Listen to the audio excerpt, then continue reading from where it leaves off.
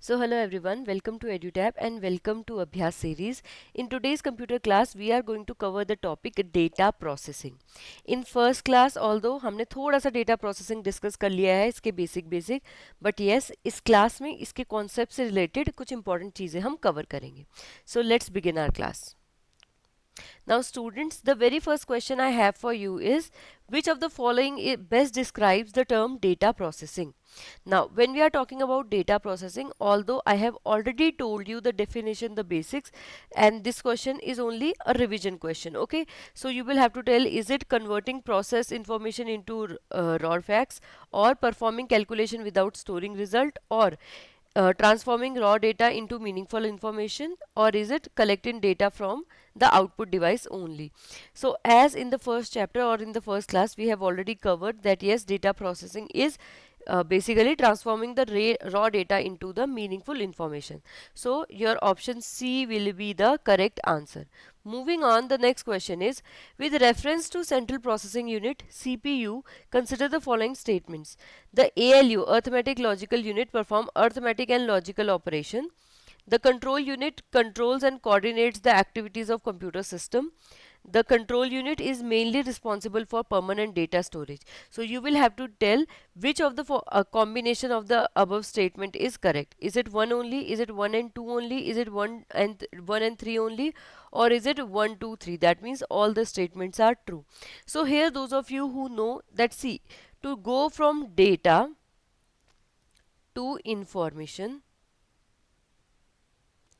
we need to process the data. Okay, we need to process the data. In processing a lot of things happen, and see, to collect the data, if I want to collect the data, what I will do, I will use the input device. I'll use the input device.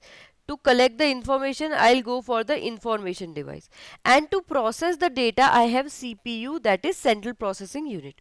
Okay, so in central processing unit you have two part, ALU and CU. We will discuss these in detail. If you know the answer or if you have gotten the hint, you may attempt the question, otherwise don't worry, in this particular class we will discuss this in detail. So here when we are talking about the ALU, yes, by the name itself you can understand it can do arithmetic and logical operation. When we are talking about the CU, it controls and coordinate everything in our computer, be it memory, be it our different input and output device, be it our register, everything is controlled by CU. However, CU is not responsible for permanent storage of data. So here option B, that is only first and second statement are correct, the third statement is incorrect. Okay, don't worry, after a few questions all these concepts we will discuss, or because all these concepts can be discussed together, so we will club them out and we will discuss the whole process. Okay, हमारा next question है, which of the following is correct sequence of stages in data processing. So जब हम data processing की बात करते हैं, here basically we are saying कि कैसे हम डेटा से इंफॉर्मेशन में जा सकते हैं. ओके तो ये बेसिकली आपका डेटा को प्रोसेस करने का साइकिल होता है. So here we have different step. तो आपने बताना है कि करेक्ट सीक्वेंस क्या होगा. तो out of all these option till now आपको पता होना चाहिए, जो भी डेटा है that is captured through input device. Okay, input device, and इस प्रोसेस को क्या बोलते हैं, इनपुटिंग. और जो भी हमारी इंफॉर्मेशन है, या फिर इसको रिजल्ट भी बोल सकते हैं, that we get through the output device. Okay, and in between क्या होती है, प्रोसेसिंग. तो इतने ही हिंट से, इवन इफ आपको आउटराइट ये कहीं पे क्लियरली ना बोला जाए कि इनपुट के बाद प्रोसेसिंग होती है, देन आउटपुट होता है, देन स्टोरेज होता है, then also you should understand कि ठीक है, इनपुट से we need to go to output, and then हमें इसके लिए हमें चाहिए होती है प्रोसेसिंग. ओके तो ये तो स्टेप देखो, तीन तो यहीं पे क्लियर हो जा रहे हैं. नाउ फाइनली, क्या हम रॉ जो हमारा नॉन यूजफुल डेटा है या जो नॉन यूजफुल फैक्ट है, क्या हम उनको स्टोर करेंगे? The answer is no. हम यूजफुल जो हमारे फैक्ट्स है that we have gotten as a result, उनको हम स्टोर करके रखेंगे. So here the correct answer will be your option B. Okay, moving on, let's discuss the data processing now. So when we are talking about the data processing, it is basically the process where we take input, we process them, and then we get the output. So input is basically raw facts, that we call data, and output is basically result that we call information. Okay, now input, for input we have various devices. We have keyboard, we have mouse, we have scanner, we have microphone. Keyboard is for typing, that means any type of word you have, आप कुछ भी press करना चाहते हैं, कुछ भी word type करना चाहते हैं, तो उसके लिए आप कीबोर्ड का यूज़ करेंगे. Mouse if you are talking about, तो पर्टिकुलरली सिलेक्शन के लिए आप माउस यूज़ करते हैं. स्कैनर के लिए, अगर आपके पास कोई फिजिकल पेपर है, फिजिकल कॉपी है, उसको आप डिजिटल फॉर्मेट में चाहते हैं रिजल्ट में, तो उसके लिए भी you will use scanner. And audio के लिए we have the microphones. All right, जो डेटा आपका होगा it will be in the binary form like this, as you can see here. ये इसको कहते हैं बाइनरी लैंग्वेज या फिर मशीन लैंग्वेज. ये बनती है 10111110 करके, और हमारे कंप्यूटर को यही समझ में आती है. तो इनपुट डिवाइस बेसिकली आप जो भी फैक्ट्स देना चाहते हैं, ये आप हो, ठीक है. तो आपसे जो भी फैक्ट्स है उनको रिसीव करेगा, उनको कन्वर्ट करेगा बाइनरी लैंग्वेज में, देन उसको फीड करेगा to the central processing unit. So now central processing unit में आपके तीन पार्ट होते हैं, ALU, CU एंड रजिस्टर. इसमें से ALU एंड CU ये मेन आपकी वर्किंग यूनिट है, एंड रजिस्टर जो है ये आपकी स्टोरेज यूनिट है. ओके, तो ALU is arithmetic and logical unit. Arithmetic means plus minus into divide, इस टाइप की चीज़ें. लॉजिक मीन्स एंड और नॉट, ये जितने भी आपके ऑपरेशंस होते हैं, ठीक है. तो ये कंडीशनल फॉर्म ऑपरेशंस होते हैं. कंडीशनल, बहुत छोटा सा आपको लेमन सा एग्जांपल दे रही हूँ. जैसे अगर मैंने कंडीशन बोल रखा है कि अगर सिचुएशन A1 एंड सिचुएशन 2 ये दोनों ही करेक्ट है, देन तो मेरा रिजल्ट भी होगा करेक्ट. अगर इनमें से एक भी इनकरेक्ट है तो मेरा रिजल्ट होगा इनकरेक्ट. अगर दोनों ही इनकरेक्ट है तो भी मेरा रिजल्ट होगा करेक्ट. ओके, तो मैं वैल्यू दूंगी, अगर मेरी वैल्यू एक नेगेटिव में है एक पॉजिटिव में है, तो ओवरऑल रिजल्ट क्या आएगा, negative.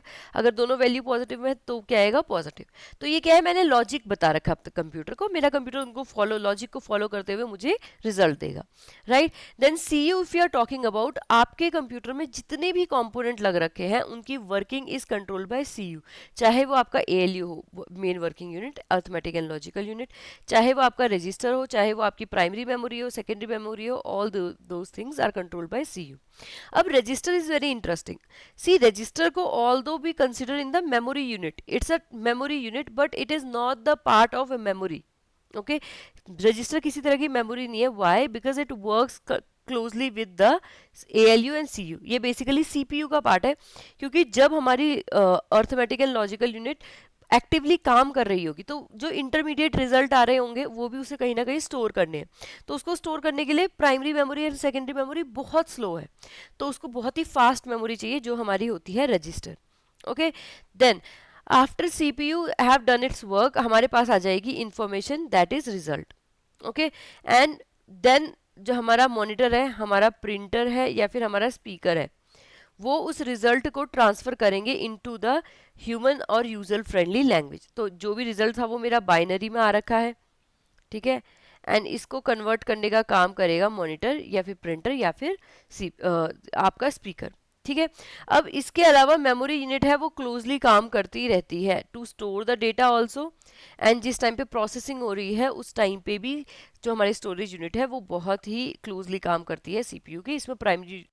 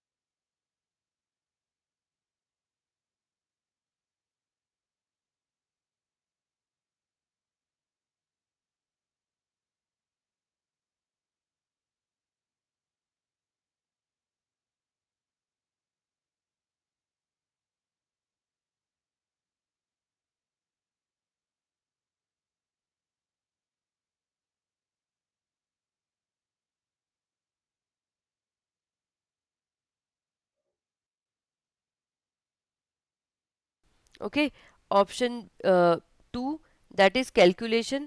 Option 3, sorting. All these three things can be performed over the data. आपने बहुत सारे नंबर एडिशन के लिए दे दिए हैं, कुछ लिखने के लिए दे दिया है, तो ये सब चीज़ें उन पे की जा सकती है। हाउएवर डुप्लीकेशन ऑफ हार्डवेयर, आपके जो हार्डवेयर है, आपका माउस है, आपका कीबोर्ड है, ये सब चीज़ें डुप्लीकेट नहीं की जा सकती। This is not the part of data processing. So here the correct answer will be only 1 2 3, option D. Okay, now if you are talking about the common operation, इनके मतलब मैं आपको बता देती हूँ। So if you are talking about classification, classification means whatever data you have fed, आपने जो भी डेटा दे रखा है उसको ग्रुप करना। ओके, बेस्ड ऑन कि आप कैसे चाहते हैं, आप उनको नंबर के थ्रू, जैसे आपकी क्लास में स्टूडेंट्स हैं, आप उनको कैसे डिवाइड करना चाहते हैं, based on their body weight, based on their height, based on their academic performance, किसी based on their gender also. Okay, तो ये डिफरेंट टाइप के क्लासिफिकेशन है जिसको आप अपने अकॉर्डिंगली कर सकते हो। Then we have calculation. Calculation basically means आप कोई भी अर्थमेटिकल ऑपरेशन अपने डेटा पे करते हो, plus minus into divide. Sorting, sorting means अगर आप अपने डेटा को किसी पर्टिकुलर टाइप में, कि आप 1 2 3 4 असेंडिंग या डिसेंडिंग ऑर्डर में या फिर A to Z ऑर्डर में उसको सॉर्ट करना चाहते हो, फिक्स करना चाहते हो। Then we have duplication of hardware. Now duplication of hardware doesn't happen. Okay, ये क्या होता है basically here means if we have one keyboard it will become into two and that doesn't happen in the data processing. Alright, the next is with reference to EDP, that is electronic processing data, consider the following statement. What is the electronic data processing? देखो आपके data processing के बहुत सारे types होते हैं जो अब हम कवर करेंगे। ओके, तो उनमें से एक है ADP। बहुत हम कुछ क्वेश्चंस को देख लेते हैं, then we will discuss various types. Okay, now electronic data processing, यहाँ पे नाम से ही पता चल रहा है some kind of electronic component will be involve. So you will have to tell कि इनमें से statement with reference to electronic data processing सही है। Okay, so EDP uses computer for processing data automatically. EDP reduces the speed and accuracy of data handling. EDP widely used in banking and business organization. Here you will have to see, अगर हम data को मैं process कर रही हूँ या आप process कर रहे हैं, इनफैक्ट अगर आप कैलकुलेटर से भी प्रोसेस कर रहे हैं तो उसमें बहुत टाइम लग जाता है। तो EDP इलेक्ट्रॉनिक डेटा प्रोसेसिंग में हम बेसिकली क्या यूज करते हैं, कंप्यूटर्स। कंप्यूटर यूज कर रहे हैं, दैट मीन्स डेटा की स्पीड बहुत अच्छी हो जाएगी और डेटा में एरर का चांसेस बहुत कम रहेंगे। इसीलिए हमारी इंडस्ट्रीज में EDP इलेक्ट्रॉनिक डेटा प्रोसेसिंग बहुत ज़्यादा यूज़ होती है, चाहे वो बैंकिंग हो, चाहे वो बिजनेसेस हो, चाहे वो हॉस्पिटल्स हो, चाहे वो ट्रेडिंग हो, इन सब में ही इलेक्ट्रॉनिक डेटा प्रोसेसिंग की जाती है। So based on this you should be able to know that only statement 1 and 3 that is option C is correct. जो हमारा ऑपरेशन 2 है, सॉरी ऑप्शन 2 है, that is opposite actually. Okay, speed get improve and accuracy also gets improve. Okay, then consider the following statement regarding batch processing and real time processing. Batch processing handle data in group or batches. Time processing involves real time processing provides immediate result after data input. Online railway reservation system generally uses batch processing.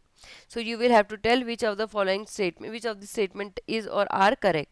Okay, so here when we are talking about the batch processing and real time processing, you will have to understand batch में क्या होता है, you have a lot of data to process. आपके पास बहुत सारा data है process करने के लिए, आपने क्या किया, उसके बैचेस बना दिए। जैसे लेट से आपको पूरे साल का स्कूल का रिजल्ट निकालना है, तो आपने हर बच्चे का हर साल का रिजल्ट निकालने की बजाय आपने क्या किया, उसको सेमेस्टर्स में डिवाइड कर दिया, 2 सेमेस्टर में, या फिर क्वार्टरली रिजल्ट निकाल लिया, 4 टाइम पे आपने डिवाइड कर लिया कि आपने कहा कि okay first semester first 6 month का देखेंगे या सेकंड 6 मंथ का देखेंगे, या फिर आपने क्लास वाइज डेटा को बैच कर दिया कि बैच जितना भी क्लास 1 था वो बैच 1 में आ गया, क्लास 2 बैच 2 में आ गई, क्लास 3 बैच 3 में आ गई, इस तरीके से। Okay, now online reservation system generally use batch processing. क्या जब आप टिकट स्टोर करने जाते हो या रिजर्व करने जाते हो उस टाइम पे आपका ऐसा होता है कि वेट करती रहती है इंडियन रेलवेज की कब 10 लोग टिकट के लिए अप्लाई करते हैं, फिर 10 लोगों को एक साथ पूरा काउच देती है, ऐसा नहीं होता। Okay, so here you should no, जब बैच प्रोसेसिंग की हम बात कर रहे हैं तो इसमें डेटा बैच में बनता है, तो ये ऑनलाइन रेलवेज में फिजिबल नहीं है। दूसरा, रियल टाइम प्रोसेसिंग की बात करें तो इसमें क्या होता है, the result is provided immediately, जैसे ही आपने डेटा एंटर किया उतनी ही जल्दी आपको रिजल्ट मिल जाता है। Okay, so this is realistically ये ज़्यादा बेटर है अगर हम रेलवेज में यूज़ करें. सो हियर आपकी कौन सी स्टेटमेंट ट्रू होने वाली है? Only 1 and 2. So option B will be the correct answer. Moving on. Which of the following type of processing is most suitable for ATM transaction and airline reservation system? Now this you should be able to know because we have discussed till now.